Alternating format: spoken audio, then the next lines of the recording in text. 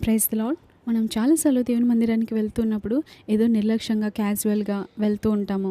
దేవుని మందిరానికి వెళ్తే ఏమొస్తుందిలే, ఎంతో కాలంగా వెళ్తున్నాను, దేవుడు ఏం చేయట్లేడు అన్న నిర్లక్ష్యంలో వెళ్తూ ఉంటాము. దేవుడు చూస్తున్నాడని మనం చాలాసార్లు మర్చిపోతూ ఉంటాము. దేవుడు ఒకానొక దినాన దీనికి ప్రతిఫలం ఇస్తాడని మనం చాలాసార్లు మర్చిపోతూ ఉంటాము. ఒక ఇద్దరు స్నేహితులు ఒకరితో ఒకరు మాట్లాడుకుంటూ ఉన్నారు. మొదటి స్నేహితుడు అంటాడు, గత 30 సంవత్సరాల కాలం నుండి నేను దేవుని మందిరానికి వెళ్తున్నాను. 3000 ప్రసంగాలు విన్నాను. కానీ నాకేది జ్ఞాపకం ఉన్నట్టే లేదసలు. పాస్టర్ గారు సమయంను వ్యర్థం చేస్తున్నాడేమో అని అనిపిస్తుంది అని అంటాడు. అందుకు రెండవ స్నేహితుడు అంటాడు, 30 సంవత్సరాల కాలం నుండి నా భార్య ఇంచుమించు 3000 సార్లు నా కొరకు చక్కటి భోజన పదార్థాలను సిద్ధపరిచింది. కానీ నాకేమీ జ్ఞాపకం లేదు. ఏం వండిందో జ్ఞాపకం లేదు, ఎలా వండిందో జ్ఞాపకం లేదు, ఆ రుచి ఎలా ఉందో కూడా నాకు అసలు జ్ఞాపకమే లేదు. కానీ నేను ఆరోగ్యవంతంగా ఉన్నాను. నేను శ్రమపడడానికి, నా శ్రమ జీవితాన్ని సాగించడానికి కావాల్సిన బలాన్ని, శక్తిని నేను పొందుకున్నాను. నా బిడ్డలందరూ బలవంతులుగా ఉన్నారు. నా భార్య నా ఎడల శ్రద్ధ కలిగి నేను బలహీనుడైనప్పుడల్లా కూడా ప్రేమతో తగు మాత్రపు భోజనాలను నన్ను పెట్టి నన్ను పరామర్శించింది. కాబట్టే నేను ఈ లోకంలో ఇంకా సజీవంగా ఉన్నాను. నేను ఆమెకు రుణపడి ఉన్నాను అని చెప్తున్నాడు. అవును, మనుషుడు రొట్టె వలన మాత్రం కాదు, కానీ దేవుని నోట నుండి వచ్చే ప్రతి మాట వలన జీవిస్తాడని మత్తయి సువార్తలో రాయబడి ఉన్నది కదా. మనం మందిరానికి వెళ్తాము, సేవకుడు చెప్పిన మాటలు వింటూ ఉంటాము, ఇది నాకు కాదులే అన్నట్టు వదిలేసి వచ్చేస్తూ ఉంటాము.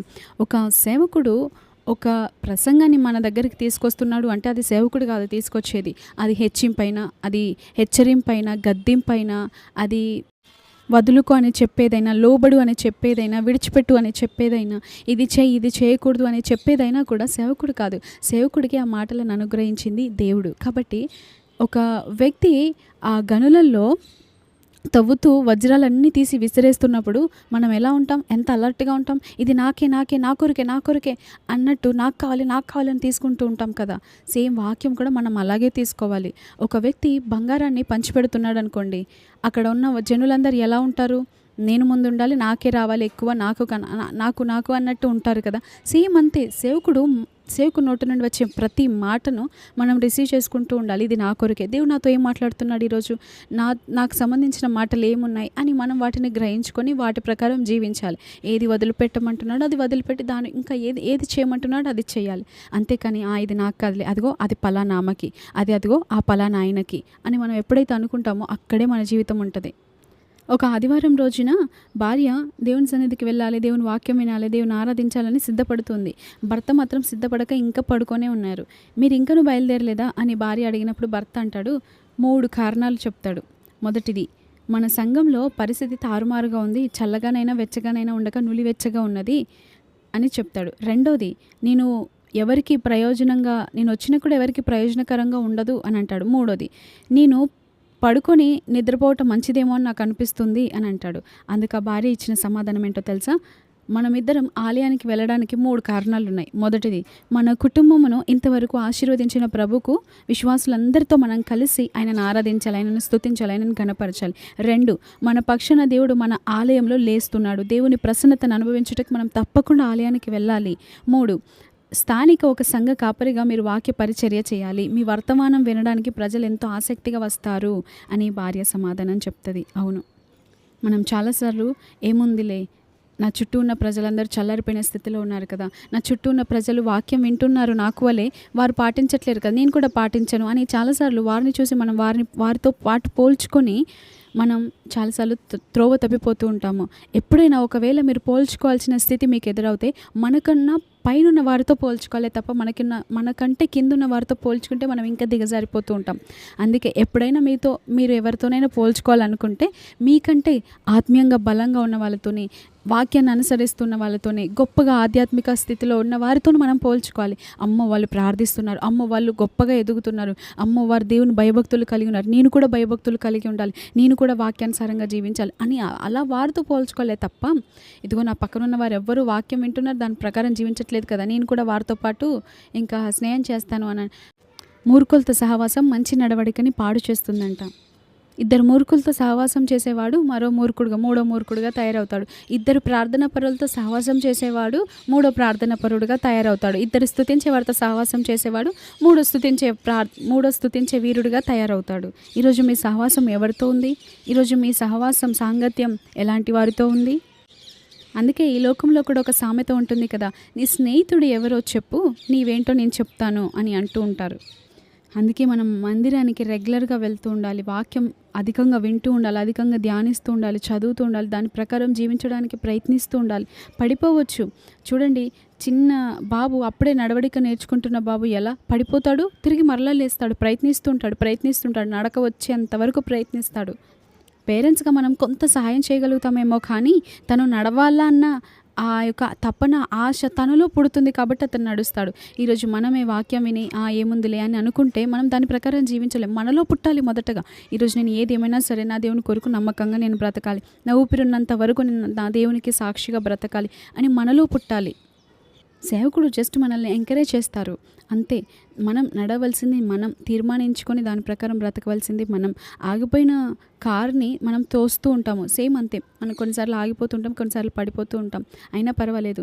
సేవకుడు మనల్ని గద్దిస్తున్నప్పుడు, వాక్యం మనల్ని హెచ్చరిస్తున్నప్పుడు దాని ప్రకారం మనం చూడండి, ఆగిపోయిన కార్ని కొంత పుష్ చేస్తే కొన్నిసార్లు స్టార్ట్ అవుతుంది. సేమ్ అంతే మన జీవితం కూడా. సేవకుడు మనల్ని హెచ్చరించినప్పుడు దాని ప్రకారం ఆ గద్దింపుల నాకి అని మనం ఎప్పుడైతే తీసుకొని దాని ప్రకారం మన హృదయాలను మార్చుకుంటామో, ఇశ్రాయేల్ ప్రజలంట వారి హృదయాలు తప్పిపోయినప్పుడు, వారి హృదయం దేవుని యొద్ద నుండి తిరిగినప్పుడు మరలా ఉపవాసం ఉండి వారు చెడు నడవడికను విడిచిపెట్టి మరలా ఆయన వైపు వారి హృదయాలను తిప్పుకొని ఎప్పుడైతే మరలా అయ్యా మమ్మల్ని అంగీకరించు అని వారు అన్నారో దేవుడు అంగీకరించాడంట. ఈరోజు ఒకవేళ మీరు తప్పిపోయిన స్థితిలో ఉన్న, వాక్యానుసారంగా జీవించాలని ఆశ కలిగి ఉండి మరలా పదే పదే పడిపోతున్నప్పటికీ దేవుని సన్నిధిలో అడగండి, అయ్యా నా జీవితం ఇలా ఉంది, నీ కొరకు నేను బ్రతకాలని ఆశపడుతున్నాను కానీ అది నా సహాయ శక్తులు ప్రయత్నించిన అవ్వట్లేదు, మీరు నాకు సహాయం చేయండి అని మనం అడిగితే, యథార్థ హృదయంతో అడిగితే, పూర్ణ మనసుతో అడిగితే దేవుడు తప్పకుండా సహాయం చేస్తాడు. కాబట్టి వాక్యం విందాం, వాక్యానుసారంగా జీవిద్దాం, వాక్యం అధికంగా ధ్యానిద్దాం, చదువుదాం, మన బ్రతుకులను మార్చుకుందాం, దేవుడు ఇచ్చే కృపను పొందుకుందాం. దేవుడు మన కొరకు ఎంతో ఉత్తమమైనవి దాచిపెట్టి ఉన్నాడు. ఆయనను ఆశ్రయించే వారికంటే ఏ మేలు కొదువై ఉండదంట. ఆయనను ఆశ్రయించే వారి కొరకు ఆయన సిద్ధపరిచి ఉంచిన మేలు ఎంతో గొప్పదంట. ఆయనను ఆశ్రయించే వారి కొరకు ఆయన దాచి ఉంచిన మేలు ఎంతో గొప్పదంట.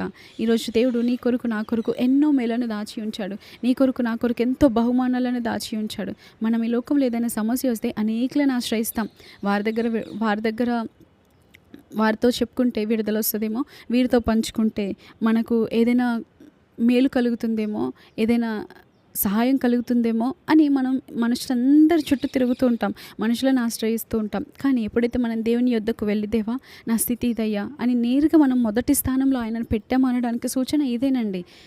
నా దేవుడు నా జీవితంలో అన్నిటిలో మొదటి స్థానం అనడానికి ఇక్కడే మనకు నిరూపించబడుతుంది. ఏదైనా సమస్య వస్తే మొదటగా మనిషిని కాదు, దేవుని ఎవరైతే ఆశ్రయిస్తారో వారు దేవుని అన్నిటిలో మొదటి స్థానంలో పెట్టిన వారుగా ఉంటారు. దేవా నా జీవితంలో ఇది ఇలా ఉందయ్యా అని ఆయనను మొదటగా కన్సల్ట్ చేయాలి, ఆయనను మొదటగా ఆశ్రయించాలి. చూడండి, హిజ్కియాకి మరణకరమైన రోగం రాగా ఆయన గొప్ప రాజు, గొప్ప అధికారి అయినప్పటికీ ఆయన దగ్గర ఎంతో బలం ఉంది, ఎంతో డబ్బు ఉంది, ఎంతో పలుకుబడి ఉంది, ఎందరో ఉన్నారు, ఎంతో సహాయం చేయగలిగిన వారు ఉన్నారు. అంత గొప్ప వ్యక్తి అయినప్పటికీ ఏ డాక్టర్ని కన్సల్ట్ అవ్వలేదు, ఏ యుద్ధ వీరుడిని కన్సల్ట్ అవ్వలేదు, ఏ మెడిసిన్ని కన్సల్ట్ అవ్వలేదు. ప్రవక్త వచ్చి గద్దించిన వెంటనే, హెచ్చరించిన వెంటనే, ఇదిగో నీ జీవితం ఇలా ఉంది అనే వెంటనే, మార్చుకోమని సెలవిచ్చిన వెంటనే గోడ తట్టు తిప్పుకున్నాడు. వెంటనే ఆయన హృదయాన్ని దేవుని తట్టెత్తి, అయ్యా నా జీవితంలో నేను చేసినవన్నీ నీకు తెలుసు కదా ప్రభా అని అన్నప్పుడు దేవుడు 15 సంవత్సరాలు ఆయుష్ పొడిగించాడు. ఈరోజు సేవకుడు మనల్ని ఏదైనా హెచ్చరిస్తే, అబ్బో సేవకుడు నన్నే టార్గెట్ చేసి చెప్తున్నాడు, సేవకుడు నా కొరకే చెప్తున్నాడు, నేను ఈ సంఘాన్ని మానేస్తాను, ఈ సేవకుని విడిచిపెట్టేస్తాను, ఇంకా వీరి వీడియోస్ చూడను, వీరి ఒక మెసేజ్లు వినను, వీరి సంఘానికి రాను నేను అని మనం చాలాసార్లు తొందరపడి డెసిషన్ తీసుకుంటూ ఉంటాము. అక్కడ హిజ్కియా అలా ఏమీ చేయలేదు. అక్కడ ప్రవక్త ఆయనను హెచ్చరించినప్పుడు, అవును ఇది నా కొరకే దేవుని నుండి వచ్చిన వాక్కు అని తీసుకొని తన జీవితాన్ని మార్చుకున్నప్పుడు దేవుడు 15 సంవత్సరాల ఆయుష్ని ఒక బహుమానంగా ఇచ్చాడు. మన జీవితం కూడా అంతే. సేవకుడు చెప్పిన మాటల ద్వారా మనం వెంటనే ఎప్పుడైతే లోబడి మనల్ని మార్చుకుంటామో, తగ్గింపుతో దేవుని సన్నిధికి వెళ్ళి, అయ్యా అవునయ్యా నీ సేవకుడు ఈరోజు సెలవిచ్చిన మాటల ప్రకారం నా బ్రతుకు అలాగే ఉంది, నేను మార్చుకొని నీకు విధేయురాలని జీవించాలని ఆశపడుతున్నాను, నాకు సహాయం చేయండి అంటే దేవుడు మన పక్షాన పోరాడతాడు, మనకు సహాయం చేస్తాడు. కాబట్టి ఎప్పుడు మనం వాక్యాన్ని నెగ్లెక్ట్ చేయకూడదు. వాక్యానుసారంగా జీవిస్తూ దేవుని నామాన్ని కనపరుద్దాం. ఈ లోకానికి ప్రభువుని చూపిద్దాం. వాక్యమై బ్రతుకుదాం. ఈ లోకానికి ఒక మూవింగ్ బైబిల్గా మనమే ఉందాం. మరో సువార్తగా ఈ లోకానికి మన ప్రవర్తన ద్వారా యేసయ్యని ప్రకటిద్దాం. అట్టి కృప భాగ్యం దేవుడు మనకు అనుగ్రహించి నడిపించును గాక. Amen. Thank you all. Praise the lord.